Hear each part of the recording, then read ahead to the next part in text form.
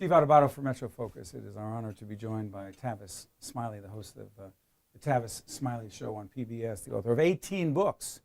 We're here to talk poverty. In fact, tomorrow night you can catch Tavis Smiley on MetroFocus talking about his newest book on the final weeks of Michael Jackson. Mm-hmm. Ready to talk poverty? Let's talk. You've been talking about and dealing with your Ending Poverty initiative for a long time. What is it? Why is it? And why so committed? I believe that poverty, Steve, is threatening our very democracy. Let me get even bolder. Poverty is now a matter of national security because these numbers are not sustainable. 1% of the people cannot continue to own and control 40% of the wealth. The 400 wealthiest individuals in this country, 400 people, have wealth equivalent to the bottom 150 million fellow citizens. That's not sustainable. As impolitic as it is to say, that's not a democracy. That's an oligarchy, it's a plutocracy, but it's not a democracy. And so I fret that, again, poverty is destroying our very democracy. It's now a matter of national security.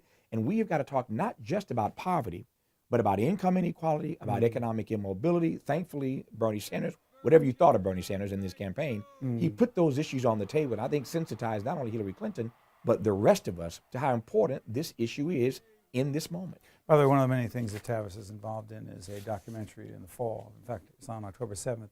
Looking at the very hotly contested issue, the debated issue of increasing the minimum wage. Now, you've been looking at this. Sure. The fight for 15, yeah. Fight for 15, $15 minimum wage. Yeah. So far, what have you found? Why is it relevant to not just this campaign nationally, but to everyone in this country? What I found is, and you know this well, I feel like I'm preaching to the choir talking to you because you know this stuff so well, but it's gaining momentum across the country, but state by state, city by city. You've made some progress here in New York State. Right. We've made progress in LA, certainly Seattle, Oakland, the Bay Area. So there are pockets in the country where this idea is starting to catch hold. But my sense is that the train has left the station. I think you start with a moment. That moment, Steve, builds momentum. And then that momentum turns into a movement. Movements in our country are very rare, as you know. But I think, again, that we've moved past the moment. The momentum is clearly there. And we're now in the early stages of a movement to see the minimum wage increase to a living wage. And even getting up to $15 an hour, by the time these things phase in, most of these cities and states are phasing in over time. It's not happening overnight. By the time we get to 15, we'll still be behind what the minimum wage ought to be when we get there. So it's interesting. I've been fascinated, and as others who know you across the country, at the things that you have said with respect to and written about President Obama. President Obama on the issue of poverty. I hate when people do a grade because PBS, we're much more thoughtful than that. But I'm going to ask you, a grade and a description of it, President Obama on poverty. Not bold enough. In terms of a grade, I guess I would give him, I don't want to give him a failing grade. I give him a C, C minus. Well, describe it. Yeah. And I give him that grade because there are things that he's attempted to do. I mean, I think he'll get great credit in the future. I think the historians are going to be much kinder to him that he's being treated in this present moment. He's going to get a lot of credit for saving this country from a Great Depression when we went through that great recession. He'll get credit for that down the road. But on the issue of poverty, just not bold enough. He did not fight as hard as he should and could have, I think, for a living wage in this country. I think when they passed the stimulus package, which wasn't enough in the first place, they sent the money to the states, not to the cities. If you send it to cities, it gets to the people in urban areas who actually need that kind of support versus Republican governors who send the money and throw it back in your face in some instances, as you well know. So I think there are a number of things that creatively and innovatively they could have done to make this fight for 15 much more aggressive. Those who argue, Tavis, that the Republicans in Congress were never going to give him any leeway and wanted to find a way to beat him at every turn, some say, best you could have hoped for, you say? They are right about the fact. First of all, they are right that he had obstructionism that the kind we've never seen. He had a headwind versus a tailwind. I get that.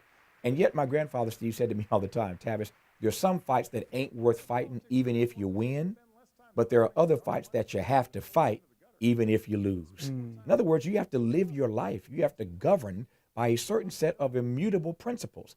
Campaigning and governing are two very different things. You can promise till the cows come home. But at the end of the day, when you get in to govern, you got to deliver on that. And so all I've tried to do, and some people got it and some people didn't, and I've caught some hell for it. Okay, I'm a big boy, I can handle it. All I've tried to do is to hold him accountable in love, hold him accountable to the things that he said he was going to do. It's troubling for me when so many other constituencies did in fact get something out of the Obama years. Wall Street always gets what it wants. The Jewish lobby got a lot of what it wants. He evolved, to use his word, on the gay and lesbian issues. How about the poor? He evolved in that, but not enough. And black people. His most loyal constituency, these are the facts, this is the data, not my data, it's the data. Black people lost ground in every leading economic indicator category over the last decade. Over the last 10 years, black folk have lost. Sorry for interrupting, Tavis. You hold President Obama. Partially, not completely. Largely?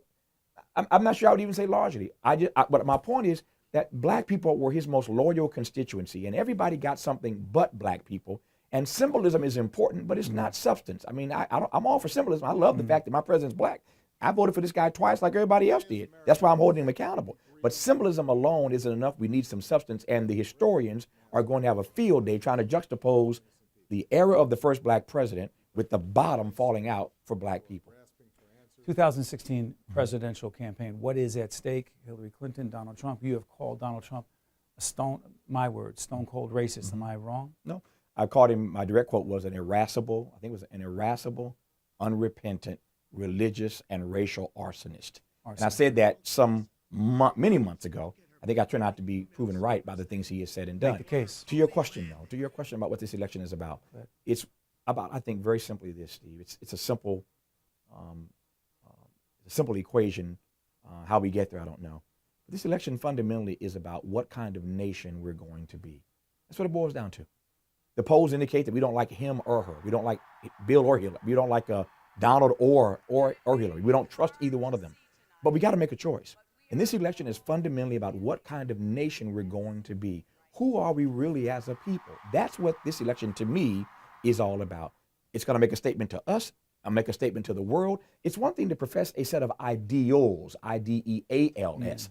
But the ideals that we profess as a country, I can't square with the ideas that I hear promulgated in this campaign. So fundamentally, Steve, who are we really as a people? What kind of nation are we really going to be? That is the question I think we have to wrestle with in this particular election cycle. Tavis, but here's the question I struggle with, and I bet there are a lot of people watching right now on public television as well. Think about it.